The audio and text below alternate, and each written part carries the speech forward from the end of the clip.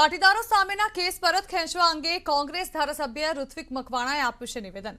તેઓએ કહ્યું છે કે પાટીદાર સામેના કેસ પાછા ખેંચવામાં અમારો સહકાર હતો। અન્ય સમાજ સામેના કેસ પણ પરત ખેંચાવા જોઈએ। અલ્ટ્રાટેક સામેના આંદોલન વખતના કોળી સમાજ સામેના કેસ પણ પરત ખેંચાય। સાણંદમાં પાણી માટે આંદોલન વખતના કોળી સમાજ સામેના કેસ પરત ખેંચાય તેવી તેઓએ માંગ કરી છે। તો એલઆરડી આંદોલન સમયના કેસ પણ પરત ખેંચવામાં આવે તેવી ઋત્વિક મકવાણાએ માંગ કરી છે।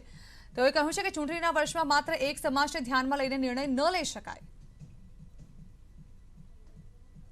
કે અલ્ટ્રાટેક માઇનિંગના સંદર્ભે કોળી સમાજના અનેક આગેવાનો ઉપર કેસ થયેલા છે।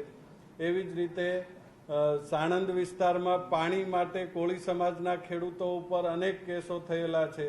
એલઆરડી માટે લડતી બહેનો અને ભાઈઓ માટે અનેક કેસ થયેલા છે। પગાર ગ્રેડ માટે લડતા પોલીસ કર્મીઓ ઉપર અનેક કેસ થયેલા છે। કરણી સેનાના આગેવાનોએ સમાજ માટે લડતી વખતે અનેક કેસ થયેલા છે। જો સરકાર કેસ પરત ખેંચવા માંગતી હોય, અધિકારો માટે જે લોકો લડ્યા છે એ પ્રકારના કેસ પરત ખેંચવા માંગતી હોય તો તમામ લોકોના કેસ પરત ખેંચાવવા જોઈએ। આ માગણી અમારી આજે પણ યથાવત છે। બનાસકાંઠામાં ધારાસભ્યની જનતા રેડ પ્રકરણમાં ગરમાવો આવ્યો છે। જનતા રેડમાં ઠાકોર યુવાનોની અટકાયત બાદ હવે રાજનીતિ શરૂ થઈ છે। ઠાકોર સેના પ્રમુખ અને ભાજપના નેતા અલ્પેશ ઠાકોર પહોંચ્યા છે પાલનપુર। તેઓએ પાલનપુર એસપી કચેરી બહાર બગીચામાં બેઠક કરશે। જનતા રેડ કરનાર બે યુવકની અટકાયતનો પણ તેઓએ વિરોધ નોંધાવ્યો। ઠાકોર સમાજના ન્યાય માટે પોલીસને તેઓએ રજૂઆત કરવાની પણ કહી। જનતા રેડ કરતા સ્વયંભૂ દારૂબંધી થાય તે જરૂરી હોવાનું અલ્પેશ ઠાકોરે જણાવ્યું। જનતા રેડ પ્રકરણમાં બે અલગ અલગ પક્ષના નેતાઓ જોડાયા છે। અગાઉ વાવ કોંગ્રેસ ધારાસભ્ય ગેનીબેન ઠાકોરે જનતા રેડ કરી હતી। હવે ભાજપ નેતા અલ્પેશ ઠાકોર પણ તેમાં જોડાયા છે।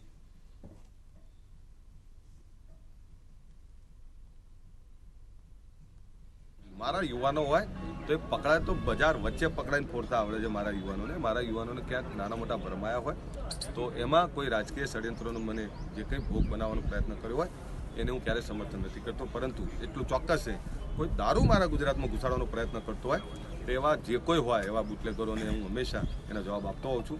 આ જે કંઈ બન્યું છે મારા યુવાનોને જલ્દીથી જલ્દી કઈ રીતે છોડાવવા એના માટે એ કાયદાકીય રીતે અને પોલીસ વિભાગમાં પણ મેં જે કંઈ કરવાનું છે બધું કર્યું છે। મારા કોઈ નવા યુવાનોને કોઈ ફસાઈ ના જાય એનો પણ પ્રયત્ન કર્યો છે।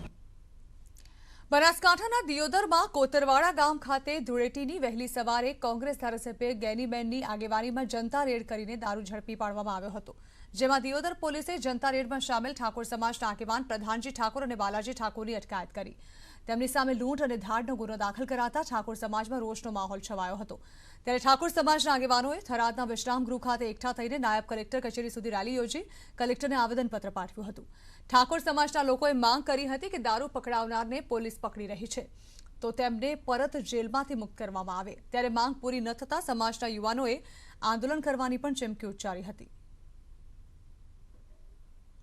જ્યારે આ પોલીસને સુપ્રત કર્યો હોવા છતાં જે આરોપ ભાઈ અમારા જે યુવાનો હતા એમનો પીઠ થાબડવાના હતા, એની જગ્યાએ પોલીસે જે પેલા બુટલેગરો છે એમની રજૂઆત સાંભળીને જે ખોટો ગુનો દાખલ કર્યો છે અને અમારા જે યુવાનો હતા એમને જેલમાં ઘાલ્યા છે, એટલે એ બિલકુલ ખોટું કહેવાય છે।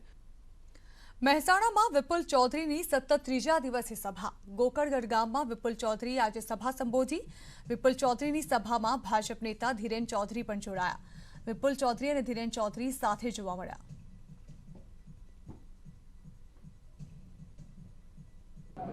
ભાઈ શ્રી ધીરેનભાઈની ફરિયાદ સાંભળી તો એના ઉપરથી એવું લાગ્યું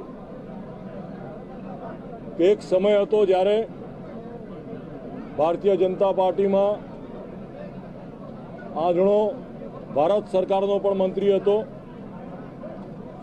રાજ્ય સરકારનો પણ મંત્રી હતો અને આજે કોંગ્રેસના બે ધારાસભ્ય હોય પરંતુ મારી પાર્ટીનો ઘંટડી વગાડવાનો સમય આજણાવાનો આવ્યો હોય